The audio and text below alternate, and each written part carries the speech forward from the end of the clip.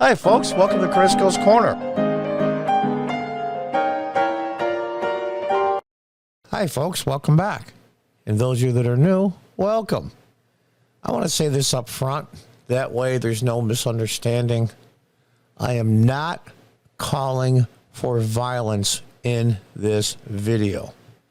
This website, as long as other websites that this video will be on, will say I'm rallying people to violence. It's not true. And it's really, really sad that I have to say that up front because it's obvious that I'm not. It's time, folks, that we got together and fought back. And when I say fight back, I do not mean violently. I'm thinking of a quote from Shakespeare, which is probably the best English author ever to exist. I saw his house years ago in the early 80s. Pretty cool, in England. And here's a part of a quote from Henry V.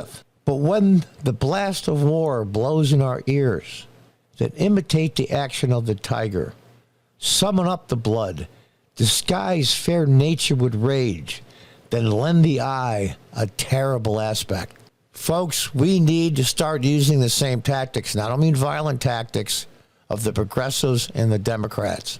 And I'm going to go through this video and let people know what they can do to do that.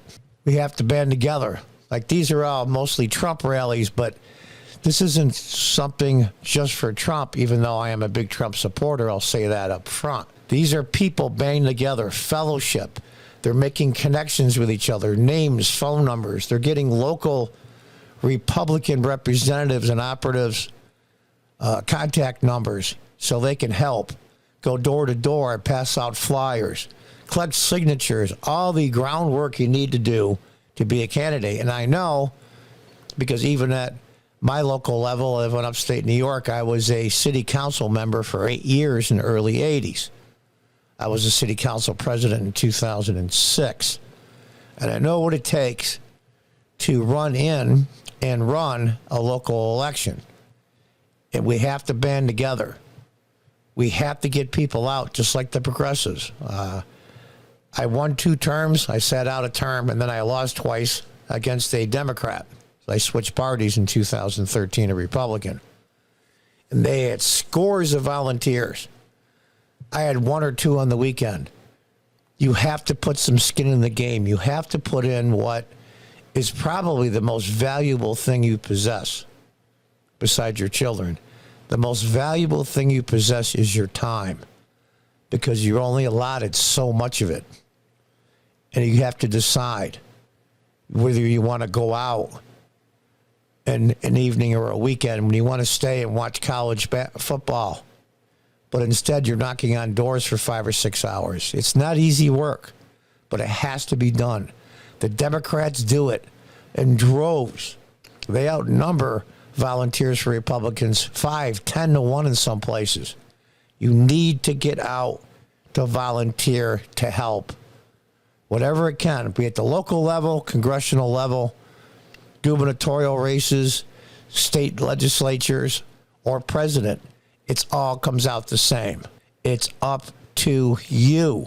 These people took the time. Now, this is a Trump rally, but they took the time. They probably stood in line for 3-4 hours, but they did it. And we need 10 times more people to go out and knock on doors, like I said, pass out flyers, talk to people. Talk to your friends and neighbors, coworkers, as long as they're open to your coworkers. You don't want to make a fuss at work. But your neighbors, maybe some relatives, friends, try to convince them. Use the tactics of the Democrats. Overwhelm them with numbers. And people are starting to wake up. They're starting to say, this is enough. We want our country back. But the problem is, though, Republicans have, conservative people, I should say, have this one inherent flaw.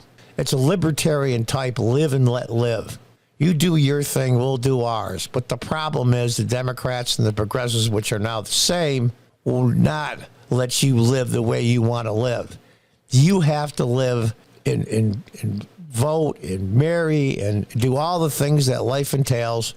Taxes, church, Second Amendment, First Amendment. You have to live like they want to live.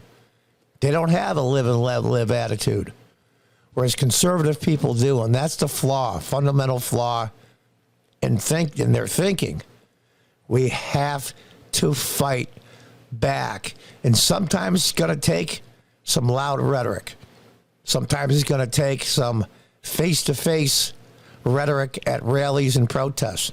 Nonviolent, of course. You have to get in their faces. You have to just tell people that talk crazy, like we won't get into details, but the trans issue, the CRT in schools, the drag shows for children in schools, the literature and books that are going into schools, and the list is endless. You have to start getting in their face, nonviolently, and verbally fight back. We haven't been doing that at a large scale for the last 10 or 20 years. It's time to fight back. It's time to summon up the blood and disguise fair nature with rage, as Shakespeare said. And this is where it begins, at the local level. You see a school board meeting. I will not be silenced. Parents stand up. Education, my right, my choice. And look at all these mama bears, and I say that not tongue-in-cheek, but with pride. They've PO'd up the mama bears. What a bad idea.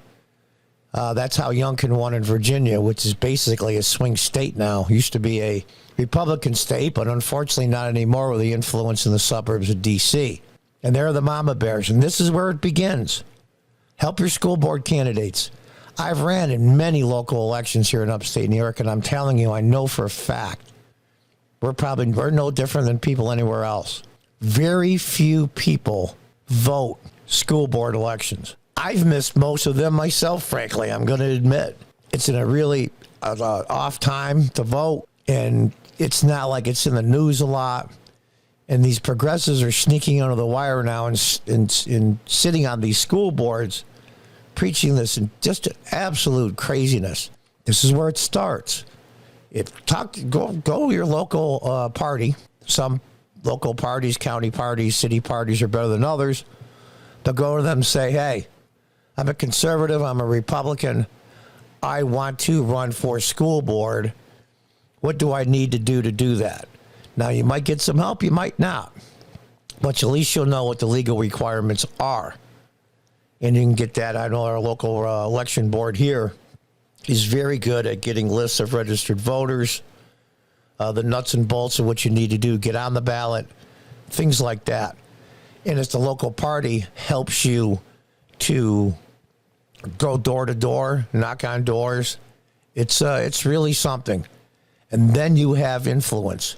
I believe it was Tip O'Neill, the former Democrat Speaker of the House, said all politics is local. And you know what? He's right. He is right. Look at this. These parents wouldn't be out normally. 4 or 5 years ago, and I bet you 90% of these parents would never think to get involved in politics. But there they are, and they're mad as hell. It's like the movie Network from the 1970s. I'm mad as hell, and I'm not taking it anymore. And they're all over the country.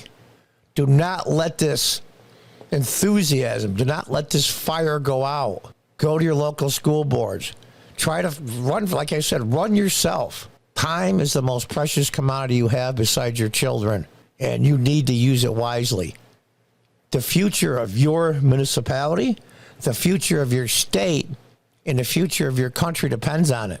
Everything starts at the grassroots. Everything. Learn from the progressives and the Democrats. Tired of bringing a knife to a gunfight. We have to learn their tricks.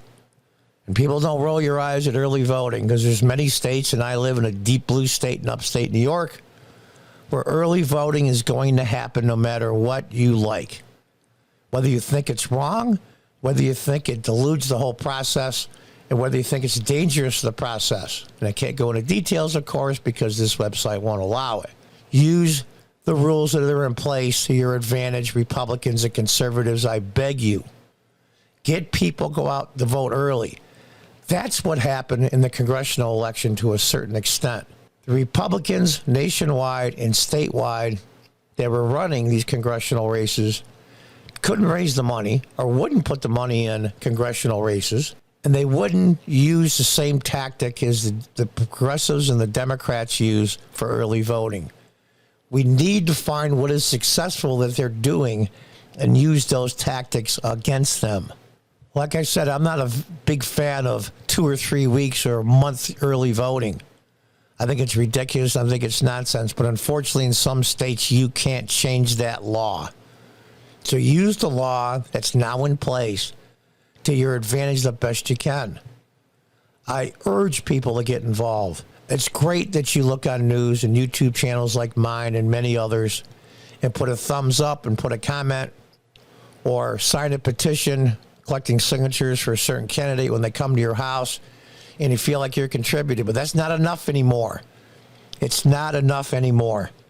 You need to go out knocking on doors for candidates and be a candidate yourself, whether it be a local city council member, a school board member, anything local, a mayor, depending on the size of your town, village. It's time to get involved. It's time to summon up the blood in this guy's fair nature would rage. This is the House of Representatives. As you can see, the seats are empty. And who decides who sits in those seats is your choice. Give you some statistics.